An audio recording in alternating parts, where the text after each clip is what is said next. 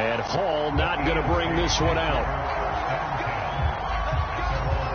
Now the AFC making their way out, and it's one of Coach's favorites, another local guy, Tom Brady, who will be at the controls. And boy, Coach always admired the way number 12 could run an offense, and especially his ability to stay calm under pressure.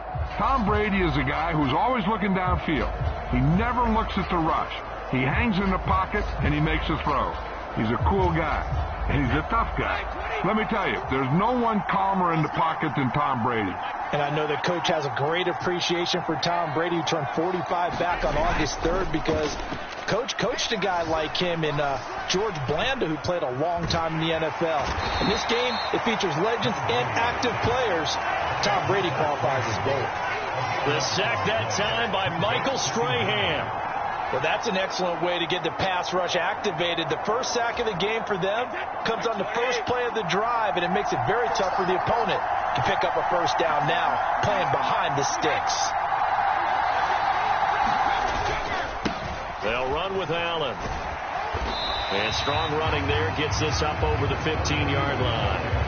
So as we mentioned at the top, let's take you through the life of John Madden. And, you know, it's very fitting that we're here back in the Bay Area, not just because John's so associated with Raider football, but also because this was where he spent his formative years. Yeah, he grew up over in Daly City with his buddy John Robinson, who would also become an NFL head coach. He played his high school ball at Jefferson High, eventually wound up playing tackle at the University of Oregon, and later Cal Poly San Luis Obispo.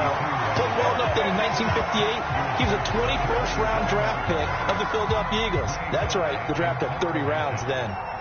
On is the Hall of Famer Ray Guy to punt this away on 4th down. He steps into this one, and this is a rocket. Here's Hester. The danger of a punt that good, a 16-yard return. And the NFC will take over 1st and 10. Ready to begin their next drive here, the NFC offense. And now with still more than a minute to go in what's been a tight game, you figure we'll try to see them move the ball downfield. And remember, they get the kickoff to start the second half, so this is a golden opportunity for them to go down there and put up a couple of sixes back-to-back. What a momentum swing that would be. Yeah, you might be able to get a 2-for-1 without ever even giving up the football.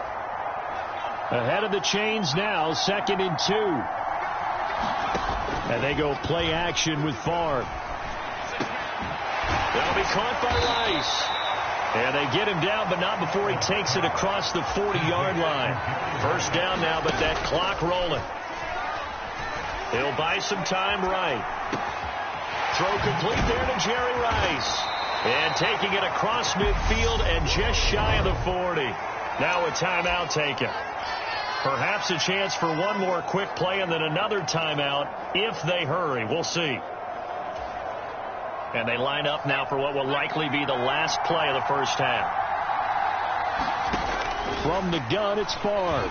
He's going to go for a big play downfield. And too much juice. It'll be out of bounds, incomplete.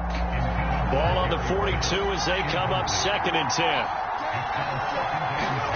They'll throw now on the final play. He's going to throw one up for the end zone. And that will be incomplete. Tried to dot.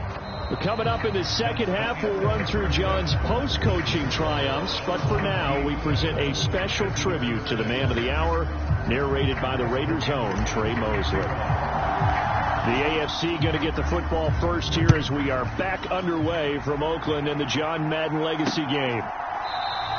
And he will not bring it out. It's a touchback. The AFC offense heading back out. You know, Charles, Coach really loved to utilize his tight ends in the passing game. You think about Dave Casper, Hall of Famer for those great Raider teams. And I think he saw a lot of Dave Casper in an all-Madden staple, Tony Gonzalez. Tony Gonzalez is the type of tight end I think everyone's looking for. He's a guy that can make some big plays from that tight end position. Let me tell you, you better make sure you have him accounted for on every play. And that's exactly right, because Dave Casper, he could shred defenses down the middle of the field. And that's exactly what Tony Gonzalez did in his entire career. A 14-time Pro Bowl selection. Only Tom Brady has more. There are 6 guys in the 15,000-yard receiving club. He's the only tight end in there. Tony Gonzalez, every snap, you had to know where he was because he could make plays short, medium, and long, and often put the ball in the end zone. And he'll bring it up here to right at the 40-yard line. 41 yards rushing now on 8 carries for him so far. So now, Charles, to pick up the story we've been telling, John Madden at 42. He just completed a 10-year stint as the coach of the Raiders. He wants to step away a bit from the grind of coaching, but he doesn't want to step away from the game of football. So he ends up signing on with CBS in 1979 to try his hand at broadcasting. And much like his coaching career, he was pretty much an instant success. Partner, he really connected with the people right from the start, and people may not remember he wasn't even on the #1 team in the beginning. He worked his way up. But the same things that made him a great coach made him a great broadcaster. The ability to show the big picture, yet break it down into the details. That's what he did with his teams. That's what he did with the people. That way, he was simple to understand, yet insightful for viewers. And he did with that big personality that he had, one that connected with everyone. They stay on the ground with Allen, and they will only muster a yard here to the 38. So for Coach Madden, Charles, by 1981, his broadcasting career is really taking off. He's elevated to the network's #1 booth that calls all the big matchups. And he gets the plum assignment of calling Super Bowl 16, 49ers and Bengals, and he's teamed up with Pat Summerall. And that pairing ultimately would go on to be one of the most influential in sports broadcasting history. Influential not just in us listening to them. Remember, they went on and called 8 Super Bowls together. But how they put together kind of the template that all of us broadcasters follow now. Sitting down with the head coaches and the quarterbacks and the stars of each team before a ball game to get extra information. And the way that those two paired together, Pat Summerall, short, concise, to the point, and turned it over to Coach Madden to fill in all the big details. Now a give up the middle to Bettis. And he'll be brought down here at the 3-yard line. 7 yards on the pickup there, and now they'll have it 1st and goal.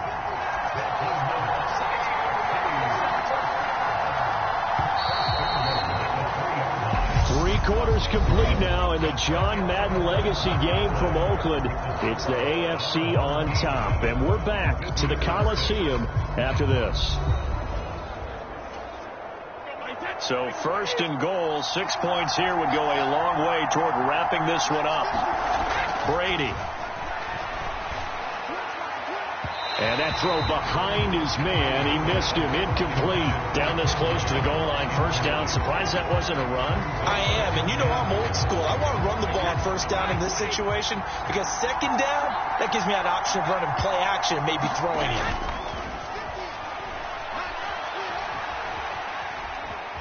Steps away, and he's going to have to eat this one as down he goes. Michael Strahan able to get in there for his 2nd sack of the afternoon. A lot of tired bodies on that field, but this is a big play. 3rd and goal. Here's Allen. It'll be a gain of 7, but still well short here with 4th and goal looming. Such a long drive here. 3 points. That would be a disappointment, but I don't know if you can go for it here, can you? Well, you know, the defense was really giving them a lot all the way downfield, and now they've stiffened. Forget that bend, don't break. Now they don't even want to let them get a yard, do they? So in this spot, you remember what the coaches told us before the ball game? Any drive that ends with a kick is going to be okay with us, whether it's a punt, a field goal, or an extra point. Take the field goal right here. So they get the 3, but you wonder now, is that going to be enough? Excellent question, because when I look at the smiles on that side of the field, they're a little tight, aren't they? If they had scored a touchdown there, those would be big half-moon grins right now because they'd feel a whole lot better about their position. On a touchdown in the other direction, all of a sudden they're down. And able to take it past the 25 and up to the 28-yard line. The offense for the NFC ready to get their next drive started. Their defense has done the job. Now it's the offense's turn as they've got it 1st and 10.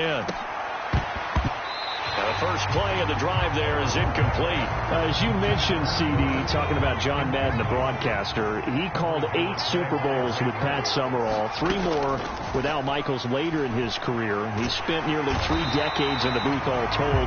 And not only was he beloved for his mannerisms, we know that, but he was an innovator as well. Yeah, Brandon, you're talking about things like the telestrator, which totally became identified with him, and now it's a staple for all analysts to have in the booth. And then you think about things like turducken on Thanksgiving, when he used words like boom and pow. He helped create the All-Madden team. He was a very popular commercial pitch man. And even the Madden Cruiser was unique, and you had to be someone to get a ride on it, too. Possibly a turning point. Big play coming. This is 3rd and long. Sliding out of the pocket. Open man, it's Jason Witten. And he'll be taken down, but not before they reach the 50. A real letdown defensively. That was 3rd and a bundle, but they allow the conversion. So the line of scrimmage all the way up to midfield now as they've got it 1st and 10. Just a yard on the pickup there, and it'll bring up a 2nd and 9. Now, CD, we did get a little ahead of ourselves talking about John Madden, the broadcaster in the 90s and 2000s, because there was another product during that time period that he became quite famous for, and it's something that you and I know a little bit about, and that's the video game that bears his name. Originally John Madden Football when it was first released back in the late 1980s, and now known the world over simply as Madden. And Coach saw this originally as a way to teach the game of football. The early designs were for a 7-on-7 game, but he said no chance. He would not sign off on it. He wanted to be as realistic as possible. He told him, call me when it's 11-on-11. And he got his wish. Yeah, after that debut, Madden the video game continued to pick up steam through the 90s in a big way. And John himself, many will remember, was a commentator for the series for many years. And now here we are in the 2020s, and this game has sold somewhere in the neighborhood of 150 million copies. And that is incomplete. That's certainly not the worst thing. It stops the clock and lets your offense catch its breath and lets us exhale a little bit. Now I expect them to call a couple plays in the huddle so they're ready if a tackle happens inbounds. Into double coverage, and it's intercepted. Picked off by Stephon Gilmore, and he returns it up just shy of the 20 to the 19-yard line. When you talk about making winning plays, that is a winning play at this stage of the game. To come up with that interception, huge. I like how you identified that, because most people think winning plays are the offense trying to get it done. In this case, nursing a lead, they found a way to make a play on that side of the ball and maybe finish things off. The offense for the AFC set to go now. And 3 timeouts remaining here defensively, but really not much reason to use them at this point, as this one is all but over. If they use the timeouts here, it's strictly for show. We got a plane to catch. Well, this has certainly been special. And, Charles, as we wind down toward the end of this John Madden legacy game, your final thoughts? Well, let's face it, partner, it's going to be hard to overestimate the impact that he made, not just on the sport of football. So it's a win here for the AFC on an incredible afternoon of football and remembering the life of John Madden. Before we go, one final message, and for all of us at EA Sports, this one's for you, Coach.